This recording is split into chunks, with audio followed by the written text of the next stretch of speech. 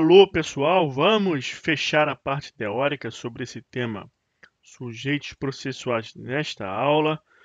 E na próxima aula e seguinte faremos questões de concurso. O mais importante desta última aula é o sujeito processual assistente da acusação. Os auxiliares, peritos e intérpretes, você vai ver algumas regras pontuais, bem tranquilo, não requer nenhuma complexidade interpretativa. Então foca sua atenção aqui. Assistente da acusação. O artigo 268, ele diz que em todos os termos da ação pública poderá intervir como assistente do Ministério Público o ofendido ou seu representante legal, ou na falta, qualquer das pessoas mencionadas no artigo 31 CAD. É perguntado em prova, principalmente, em qual tipo de ação cabe ingressar assistente da acusação. É na ação pública. E isso faz todo sentido, porque na ação penal privada, o titular dessa ação é o ofendido. Então, como que você vai superafetar o polo ativo de uma ação penal privada? O ofendido ele já está ali acionando o judiciário pela via privada. Então, não faz o menor sentido. Por isso que este artigo 268 ele frisa que é somente na ação pública. Agora, é na pública condicionada à representação ou na incondicionada, nas duas espécies de ação pública. E quem pode intervir como assistente do Ministério Público? O ofendido, a vítima ou seu representante legal, no caso de incapaz. E no caso de morte, aí você trabalha com o artigo 31 CAD. Qual é a discussão que acontece sobre esse dispositivo, também referente ao centro da acusação, no caso de morte do ofendido? Se pode colocar aqui companheiro. Nós trabalhamos isso na aula de ação penal e aqui volta-se a falar sobre essa situação em razão do assistente da acusação ser de regra o ofendido ou ser representante legal, mas e no caso de morte? Aí ele remete ao 31. Então, o que você precisa lembrar sobre isso? Que a doutrina ela diverge. Tem doutrina que entende que pode colocar aqui o companheiro, por conta do artigo 226, parágrafo 3º da CF, que equiparou o casamento à união estável para diversos efeitos legais. Só que você não pode perder de vista que se você coloca aqui o companheiro, o acusado ele tem mais chance de ser preso, porque agora já tem o assento da acusação. E isso, por outra parcela da doutrina, é considerado uma norma híbrida. Ela tem um aspecto aí de direito substantivo, direito material, porque implica nessa maior chance do acusado ser preso. Então, para essa doutrina, o rol do 31 ele é taxativo. Se a União, que detém a competência para legislar sobre direito penal, ela entender que tem que colocar o companheiro, ela faz a lei. Mediante o processo legislativo ordinário, o parlamento vai editar essa lei e vai incluir aqui o companheiro. Outra justificativa para essa doutrina sustentar que não pode colocar companheiro aqui é em razão do princípio da reserva legal, que está ligado também a essa concepção que eu falei da norma híbrida. O artigo 5º, inciso 39 da CF, dispõe que não há crime sem lei anterior que defina. Então é uma lei anterior que o define, não é lei complementar, porque senão ele ia falar lei complementar. Não é outra espécie legislativa, medida provisória, por exemplo, é lei. Então isso traça para a gente o princípio da reserva legal. Por que ele colocou ali lei? Aí você, tendo conhecimento das teorias contratualistas, cujo um expoente que eu destaco aqui é o Jean-Jacques Rousseau, justamente porque o seu livro de maior amplitude é o Contrato Social, já não tem esse nome, Contrato Social. Mas existem outros pensadores contratualistas, mas fixamos aqui no Jean-Jacques Rousseau em razão do seu livro ter esse nome, Contrato Social. Então, para essas teorias contratualistas, todo mundo, antes do Estado, vive em estado de natureza, não tem ninguém regendo administrativamente a população. Então cada um faz o que quer. Isso é muito ruim, não tem limite. Então todas as pessoas, para poder ter uma vida mais harmônica, mais previsível, fazem um acordo. Olha só, vamos fazer o seguinte, não vamos fazer mais tudo o que a gente quer, não. Vamos ceder parte dessa liberdade para um ente que vamos chamar de Estado. E algumas coisas não poderão ser feitas, porque essas coisas elas afetarão condições essenciais de vida. E uma dessas situações se refere ao bem jurídico que é protegido pelo direito penal. O direito penal, ele protege os bens jurídicos mais essenciais contra as ofensas mais degradantes, aquelas ofensas mais lesivas a esses bens jurídicos. Então, essa teoria do contrato social, que vem do iluminismo, que agia contra os reis absolutistas, traz para a gente a ideia central dos Estados democráticos de direito, que é a supremacia da lei produzida pelo parlamento, porque entende-se então que o governo é do povo. Logo, não pode acontecer uma analogia aqui, que não é lei, analogia, analogia, ou interpretação extensiva para incluir companheiro e companheira, para complicar mais a situação desse membro desse povo que faz parte lá do contrato social na origem. Desta forma, muito embora o CPP no artigo 3º admitir a aplicação analógica e a interpretação extensiva no processo penal, nestes casos de normas híbridas, ou seja, nos quais você aplica o artigo 3º do CPP, interpretação extensiva, aplicação analógica, e o direito penal, o direito substantivo, ele, vamos dizer assim, se favorece, porque o acusado tem mais chances de ser punido. A pena, ela chega mais perto desse réu. A sua preocupação em ser punido será maior. Portanto, pessoal, existe essa divergência doutrinária. Parte da doutrina entende que sim, pode incluir companheiro e companheira, tanto aqui no 31 do CPP, quanto no 268. E parte da doutrina entende que não. E eu trouxe uma jurisprudência do STF nesse sentido de que o rol do 268 é taxativo. Olha aqui, ó. Inquérito Piauí, ministro de Mello.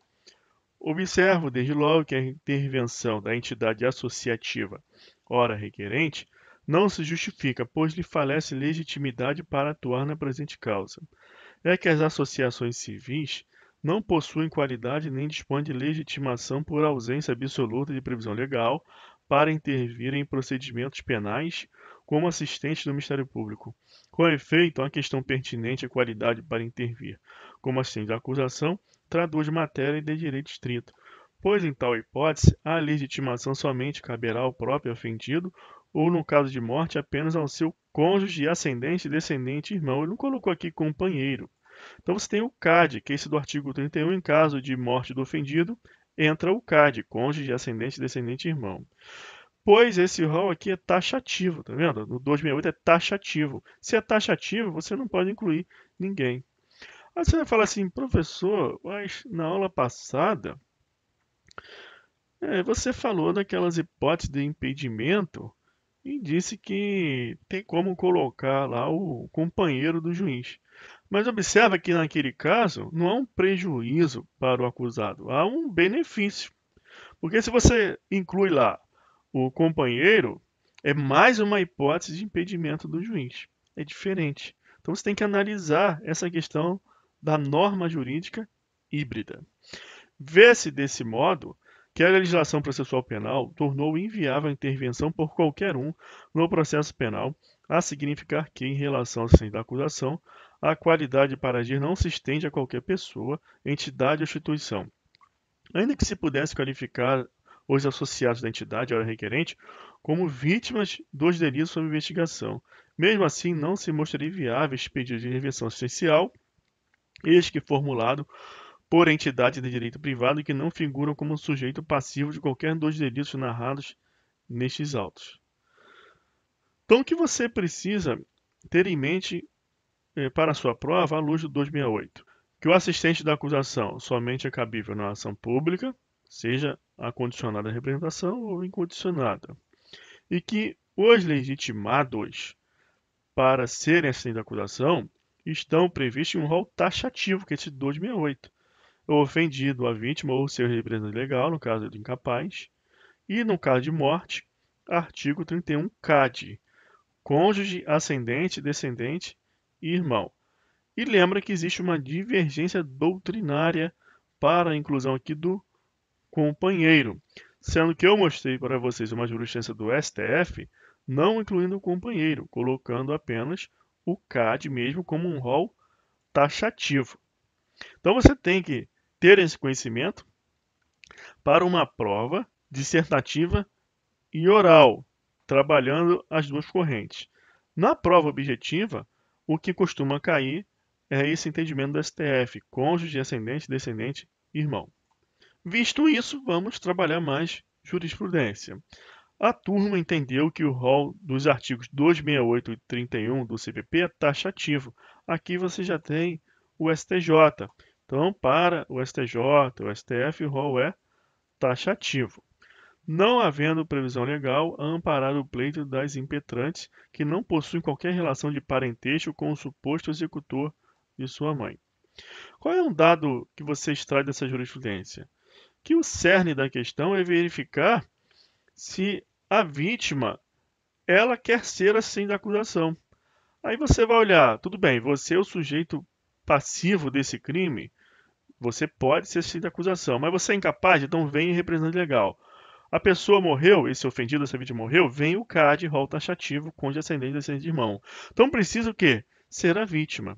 Aí nós vamos trabalhar outras casuísticas, como aquela que nós vimos, com relação à associação, porque a associação ela não é a vítima do crime.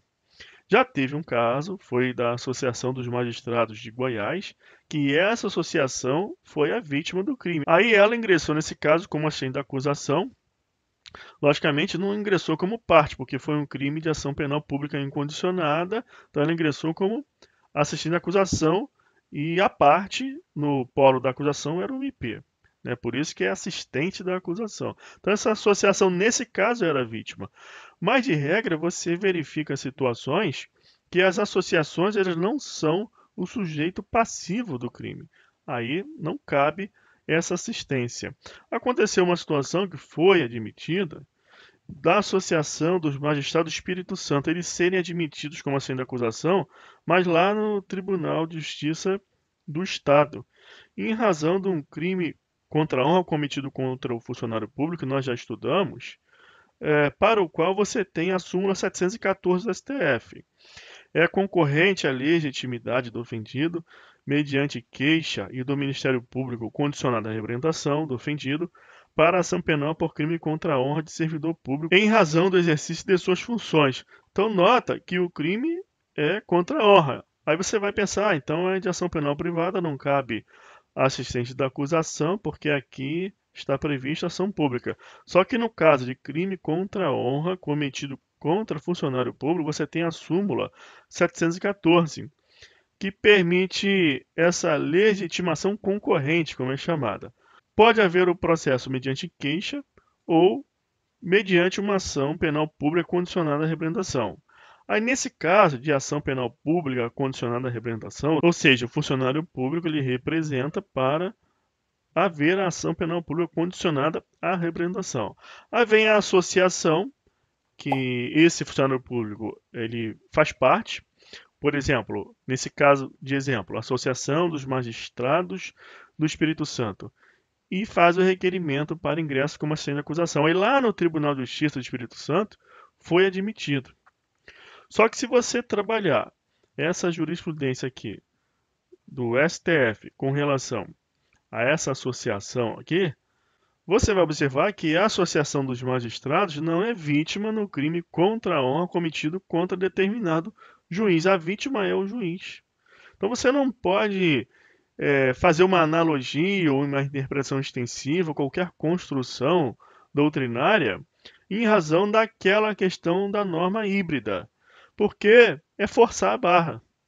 Tá ok, pessoal? Então, essa construção jurídica é muito importante nesse caso de você trabalhar contra essa inclusão do companheiro para a prova da Defensoria Pública, que trabalha com a defesa dos acusados. Então, é importante para a Defensoria Pública você trabalhar bem isso.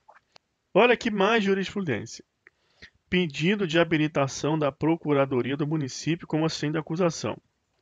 Inviável o acolhimento do pedido de habilitação da Procuradoria do Município como assistente de acusação ante a falta de previsão legal, pelos mesmos motivos que eu expliquei inicialmente. Com relação ao município, que é uma pessoa jurídica de direito público interno, você tem ainda um problema a mais. O Ministério Público é um órgão institucional a quem cabe ajuizar a ação penal pública e tem toda uma máquina forte, poderosa, frente ao acusado, que não tem à disposição dele tantos recursos. Aí você ainda coloca um outro órgão público, uma procuradoria, você deixa muito forte o polo da acusação. Isso também é prejudicial ao sistema acusatório. Há um desequilíbrio muito grande em se admitir um outro órgão público que possui uma estrutura jurídica grande no órgão da acusação, já que o Ministério Público já é o legitimado para essa ação penal. É como se você tivesse um outro órgão público de acusação, tornando ainda mais poderoso esse polo do processo. Sem falar que nos crimes contra a administração pública, o sujeito passivo é o Estado, mas o Estado no sentido de coletividade. Aí você lembra da teoria do contrato social, que ilustra bem o que eu quero dizer. E nesse caso, o Ministério Público já é o órgão institucional legitimado para atuar nesses crimes que prejudicam a coletividade. Aí você também lembra do que eu conversei sobre esse polo ativo da ação penal ficar muito forte, com dois órgãos públicos bem estruturados juridicamente contra o acusado, que, muito embora pode ser representado pela Defensoria Pública, seria só a Defensoria Pública. E nesse caso, para haver uma espécie de equilíbrio, você teria que colocar a Defensoria Pública e mais advogados particulares dativos, por exemplo, para defendê-lo naquele caso. Outra jurisprudência.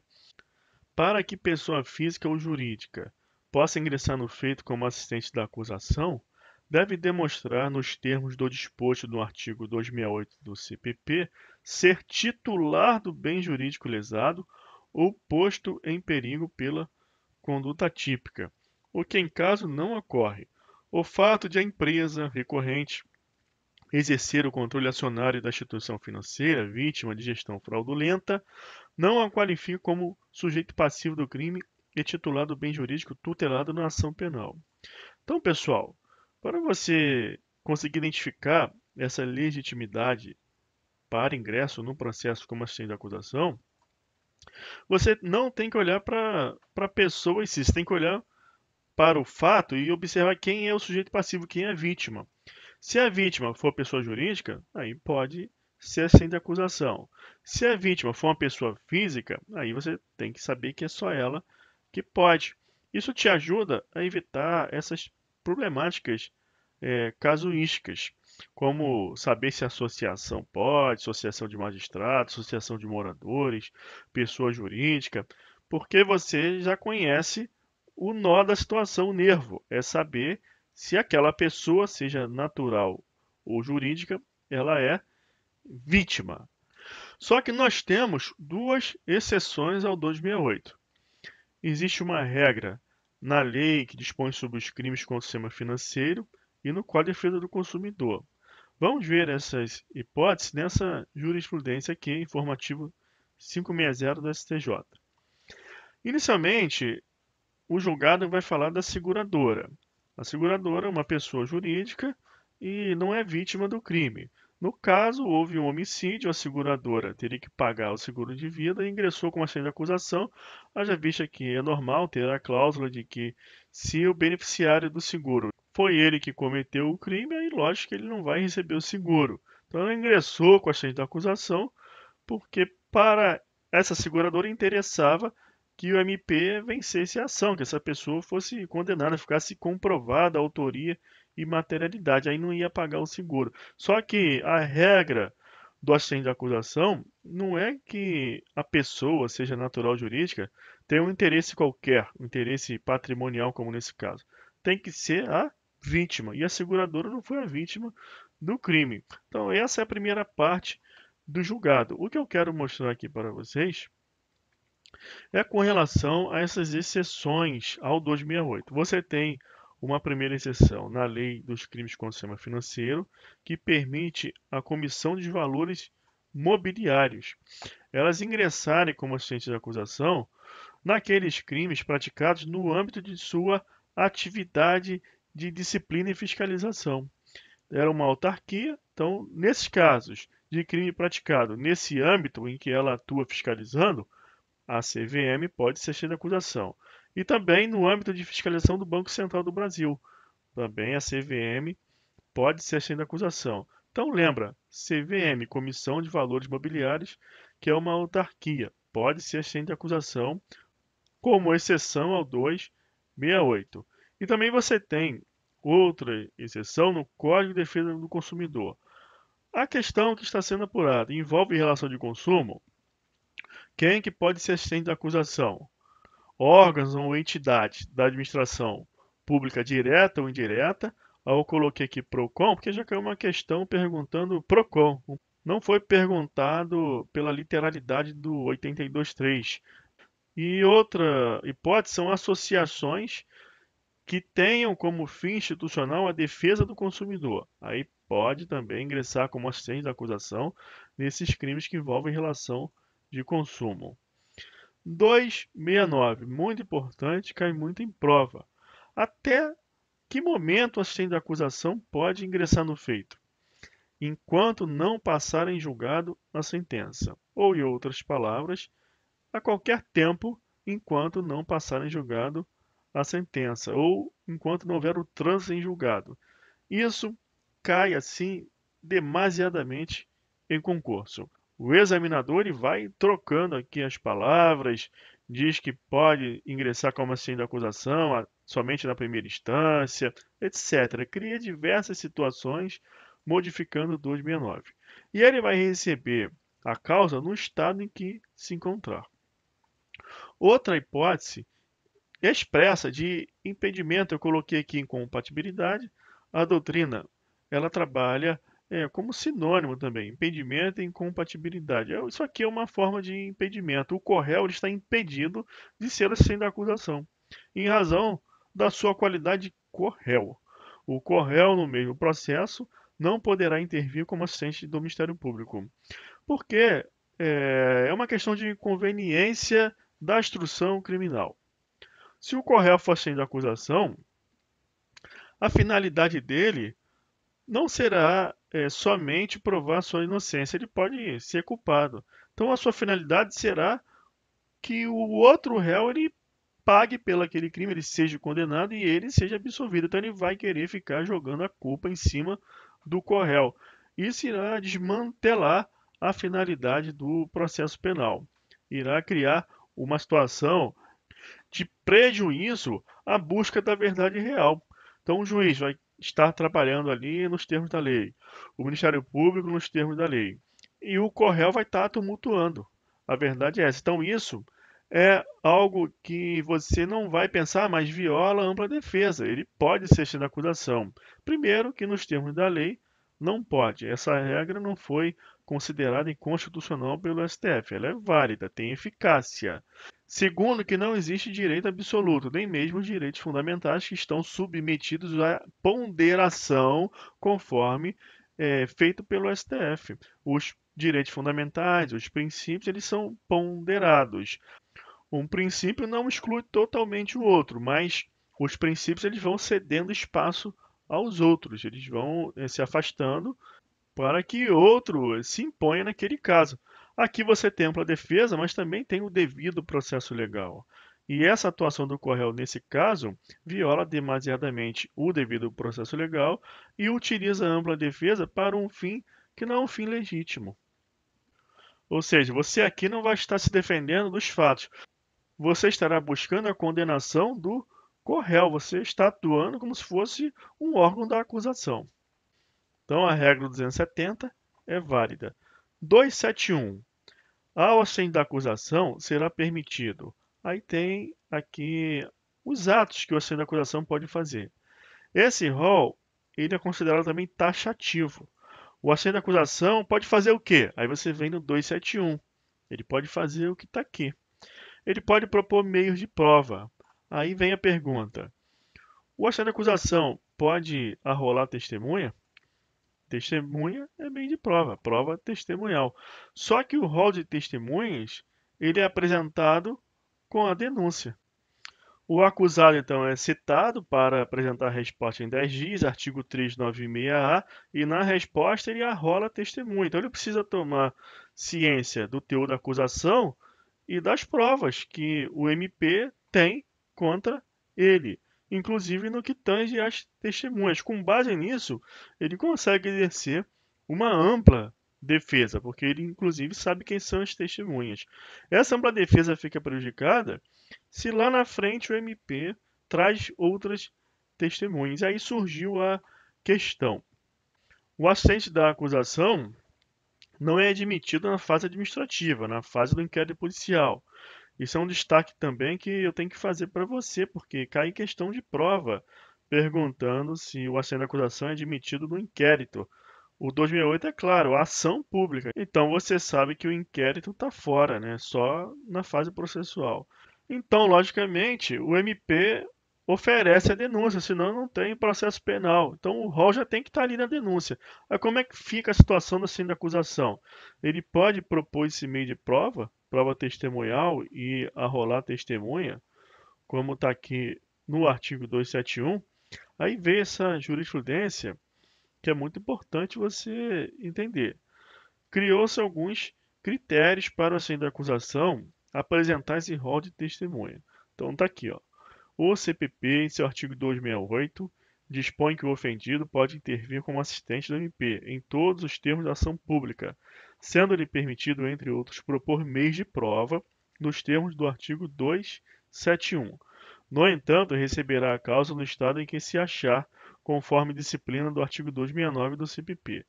Quanto à possibilidade de propor meio de prova, tem-se que a oitiva de testemunha é um meio de prova, motivo pelo qual o da acusação pode sim arrolar testemunhas.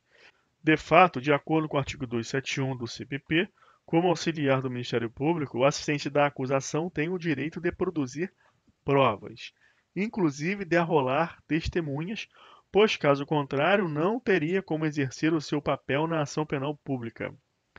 Deve ser observado o número legal, bem como a tempestividade.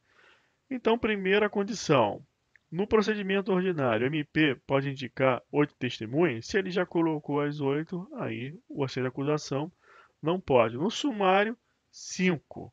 Então, se já tem as 5 lá no rol do MP, o assento da acusação não pode. Então, tem que observar o número legal máximo. E outra coisa que tem que ser observada é a tempestividade. Que tempestividade é essa? Somente até que ocorra a defesa preliminar do réu. Houve a defesa preliminar do réu, nessa defesa, 396A, ele está apresentando o seu rol. Então ali acabou. O assento da acusação já não pode, porque a defesa não vai ter mais acesso a esse rol para poder fazer a sua defesa e apresentar o seu rol. Portanto, este ato processual é o termo ad quem limite para o assistente da acusação apresentar o seu rol. Então está aqui, ó. Somente quando o Ministério Público não esgota o número legal que lhe é reservado, pode o assistente suprir o rol, acrescentando outras testemunhas, e deve fazê-lo até que ocorra a defesa preliminar do réu, uma vez que, nesse ato processual, nasce o direito de defesa de arrolar testemunhas e não mais da acusação. Ultrapassado o momento adequado para arrolar testemunhas, cabe ao magistrado, ao seu prudente critério, avaliar a importância da oitiva requerida deste tempo, como testemunho do juízo, haja vista ser ele o destinatário da prova. Essa outra parte aqui eu destaco pelo seguinte: você compreendeu esse limite temporal para o centro da acusação e limite objetivo, que é a quantidade. Isso em prol da ampla defesa desse princípio constitucional. Só que tem esse problema aqui, para a defesa, de que essas testemunhas apresentadas em descompasso com o entendimento, elas podem ser ouvidas como testemunho do juízo. O juiz precisa fundamentar. Ele vai ouvir como testemunho do juízo em razão disso. Só que não tem muita complicação em um juiz fundamentar isso. Então, meio que enfraquece a ampla defesa, o direito constitucional do acusado nessa hipótese. Aí o que cabe nessas situações em que o juiz admite uma testemunha, etc. Ou será alegado isso numa preliminar de apelação, ou imediatamente por via de habeas corpus. Então, essa é a questão sensível que gravita em torno de uma questão tão importante que é a efetividade da ampla defesa, direito fundamental consagrado no artigo 5º, inciso 55 da Constituição Federal de 88. Olha outra jurisprudência. O artigo 271 do CPP arrola de forma taxativa os atos que o assistente de acusação tem legitimidade para praticar. Então, observe o seguinte: para a jurisprudência, o rol do 271 é taxativo, e o do 268, que fala dos legitimados, também é um rol taxativo. Portanto, não dá para você ficar incluindo nada aqui no rol do 271. Quando eu falo de prova testemunhal, rolar testemunhas, nós não estamos incluindo nenhum ato aqui novo. Prova testemunhal é meio de prova, então tudo bem. Então, a ação de acusação pode requerer um reconhecimento, uma busca e apreensão? Pode, porque são meios de prova. Outro item, requerer perguntas às testemunhas. Agora, com a nova mudança no sistema de interrogatório da testemunha, vigora o cross-examination. Então, é um sistema cruzado. Então, as perguntas são feitas diretamente às testemunhas. Agora aqui, aditar libelo. Libelo não tem mais, era um ato afeto ao júri, não tem. Então você só vai colocar aditar os articulados. Isso significa, na verdade, que não é aditar. A assistente de acusação não vai pegar a denúncia lá do MP e vai modificá-la, não é isso. Vai complementar, vai observar o que está ali e complementar. Então isso que aproveita aqui do aditar articulados. As questões de concurso pegam esse aditar e jogam aqui para os recursos. O assistente de acusação pode aditar os recursos. Não. Sempre complementar. O MP manifestou, ele vai sempre poder complementar as manifestações. Então você utiliza essa interpretação do aditar para complementar, e aí fica fácil você não errar na fase dos recursos. O assistente de acusação pode arrazoar os recursos interpostos pelo Ministério Público. E também o assistente de acusação pode participar de debate oral. Aí lá no júri você vai trabalhar com a réplica, então também poderá replicar lá no tribunal do júri, porque entende-se que aqui faz parte do debate oral. Você não está incluindo réplica aqui, simplesmente a réplica está inserida, contida no debate oral. O assistente de acusação também pode ele mesmo recorrer, fazer seus próprios recursos. Nós não vamos trabalhar isso aqui, os recursos que o assistente de acusação pode fazer, que vai te confundir. É melhor, é mais didático, primeiro a gente estudar recursos. Aí lá, vamos falar dos legitimados. Quem pode recorrer? Aí a gente fala do assistente de acusação de novo no que tange aos recursos. Por hora, pega só essa informação. Quando o assistente de acusação pode fazer seu próprio recurso. Uma hipótese que não vai te confundir, você não precisa saber as espécies recursais. É quando o MP não recorre. O MP não recorreu. Aí sim, o assistente de acusação tem essa hipótese, ele pode recorrer. Inércia do MP. Omissão, não recorreu. Ok? Então vamos seguir em frente agora e verificar mais lei seca, mais regras. O juiz ouvido o MP decidirá acerca da realização das provas propostas pelo assistente. Isso aqui não traz complicação nenhuma. O juiz ele que decide as coisas no processo E houve MP, porque o MP tem interesse no direito probatório, ele é o órgão da acusação. Só que o concurso ele pergunta para você se essa opinião, essa fala do MP se vincula ao juiz. Não, o juiz ele tem independência funcional, assim como o MP. Então o juiz não está vinculado ao que o MP vai falar, ele será ouvido em homenagem ao contraditório. O processo prosseguirá independentemente de nova intimação do assistente, quando este intimado deixar de comparecer a qualquer dos atos de instrução de julgamento, sem motivo de força maior devidamente comprovado. Então, a consequência da negligência do assistente da acusação é que o processo vai seguir independente de nova intimação. Ele não será excluído do processo.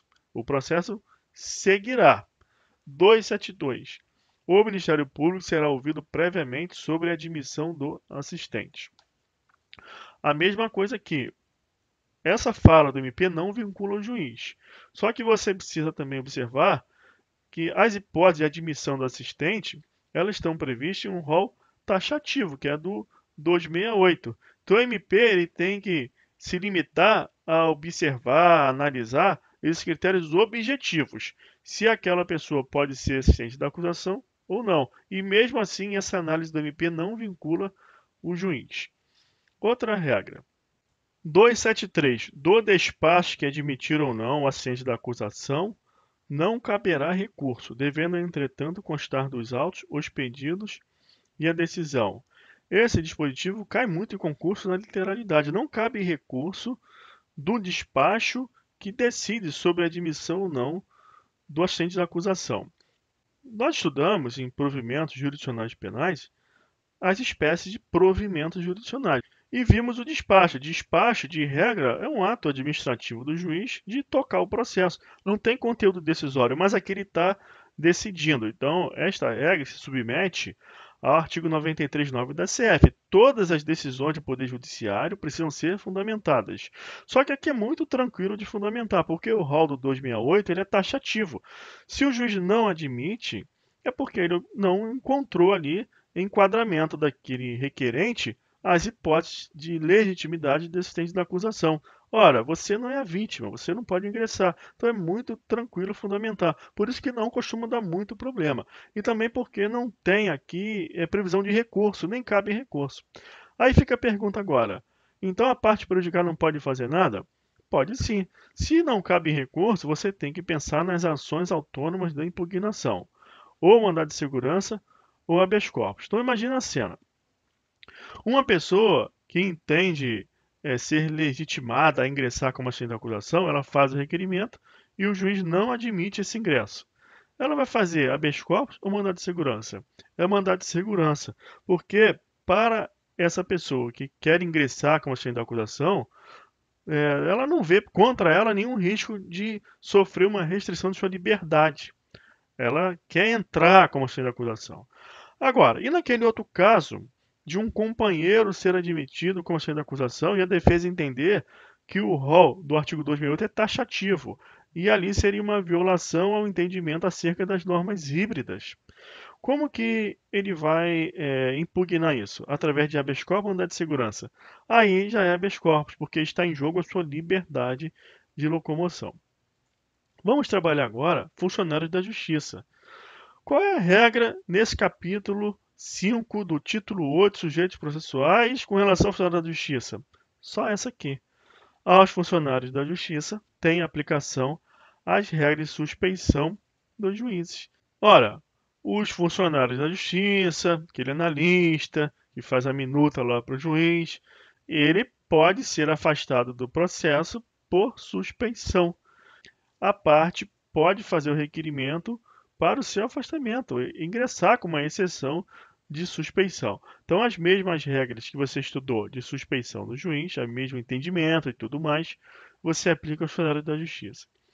Peritos e intérpretes. O perito, ainda quando não oficial, estará sujeito à disciplina judiciária.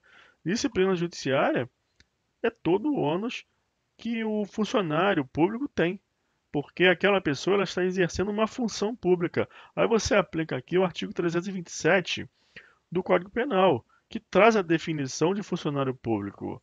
Considera-se funcionário público para os efeitos penais quem, embora transitoriamente ou sem remuneração, exerce o cargo, o emprego ou função pública. Então, esse perito não oficial, ele está sujeito à disciplina judiciária, inclusive no que tange à possibilidade de incorrer em crimes praticados por funcionário público contra a administração em geral. Hoje você tem, de maneira assim, muito abrangente, a atuação de peritos oficiais.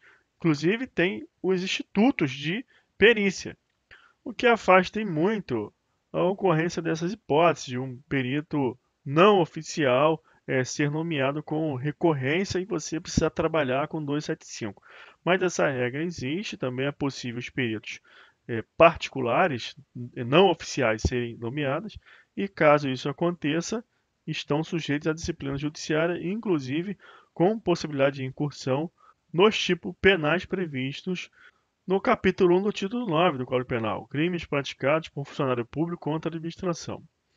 As partes não intervirão na nomeação do perito, isso seja na fase administrativa, inquérito policial, quanto na fase judicial. Isso é muito óbvio. Para você errar uma questão dessa, somente cansaço, falta de atenção. Artigo 277. O perito nomeado pela autoridade será obrigado a aceitar o encargo. Essa multa aqui não tem aplicação e salvo escusa atendível. Então também é uma regra que não tem tanta aplicabilidade hoje em dia, em razão da estruturação da perícia oficial. E por outro lado, o perito particular, aquele que será nomeado não oficial, ele fica muito receoso em razão do 275 e do custo daquela perícia. Então isso cria um certo problema no processo do perito ele não estar à vontade para ser nomeado naquele momento. E o juiz, que é o destinatário da prova, ele não quer isso. Então hoje, esse tipo de regramento de perito perde muito dos seus efeitos em razão da estruturação da perícia oficial. Mas para concurso de perito, isso aqui cai muito. Esse texto todo aqui na literalidade. Então é bom você conhecer. Inclusive cai falando da multa. Multa não tem mais aplicação. Você vê que aqui está em R$ 1.000, não tem aplicação. Só que nos concursos para o perito, cobra literalidade. Mas vamos lá. Incorrerá na mesma multa o perito que, sem justa causa, provado imediatamente, deixar de acudir intimação ao chamado, não comparecer no dia e local designados, não der o laudo, concorrer para que a perícia não seja feita nos prazos estabelecidos. Tudo isso aqui, você lembra que pode ser enquadrado eventualmente em um crime contra a administração pública. Tem que verificar a situação concreta e verificar se houve a incursão no tipo penal lá dos crimes contra a administração pública. 278. No caso de não comparecimento do perito sem justa causa, a autoridade poderá determinar a sua condução. Não faz o menor sentido, mas em concurso público para perito cai essa cobrança aqui. Imagina a cena. O juiz é o destinatário da prova, ele nomeia o perito não quer trabalhar. Como que ele vai se valer ali do seu livre convencimento motivado, trabalhando em cima de um laudo que ele nem pode aproveitar, nem tem confiança para aproveitar, que foi elaborado por um perito que precisou ser conduzido coercitivamente. Então não faz o menor sentido. O que o processo penal quer hoje? Que a perícia de regra seja feita por perito oficial. Não poderão ser peritos os que estiverem sujeitos à interdição de direito mencionada no 1 e 4 do 69 do Código Penal, atual 47.1. Isso aqui, pessoal, é o que cai em prova também e o que realmente tem aplicação. Aí você dá uma atenção a 279. Então, os peritos que estão sujeitos à interdição de direito não podem ser peritos, por causa do 47.1, atual 47.1. A interdição de direito tem esse efeito de impedir que a pessoa exerça uma função pública. Os que tiverem prestado depoimento no processo ou opinado anteriormente sobre o objeto da perícia. Também não pode, porque ele já demonstrou uma conclusão, ele não está mais isento ali na hora que ele for realizar a perícia a mando do juiz. Ele já tem uma posição. E isso também vai te deixar viciado para realizar essa perícia. Então, aquele perito que dá aquela entrevista, ele já não vai poder ser nomeado. O inciso 3 não tem mais aplicação, porque de acordo com o 59, parágrafo 1º, o perito precisa ter diploma de curso superior. Então, como que o analfabeto vai ter? E os menores de 21 anos não funciona mais por causa que hoje a maioridade civil é com 18 e a penal também é com 18. 280. É extensível aos peritos no que lhes for aplicável ou disposto sobre suspeição do juiz. Então, aquilo que eu falei lá quando trabalhamos juiz. O que você estudou lá, você utiliza para cá. E por fim, o 281. Os intérpretes são, para todos os efeitos, equiparados aos peritos. E não tem jeito, pessoal. Essas regrinhas sobre perito, isso aqui é cobrado a literalidade em prova, principalmente concurso para perito. Não é nada complicado, mas te exige aí de se desgastar um pouco para memorizar essas coisas. Então ficamos por aqui, encerramos a parte teórica desse tema sujeitos processuais e vamos ter mais 2 aulas só para a resolução de questões sobre esse tema. Até lá, um abraço.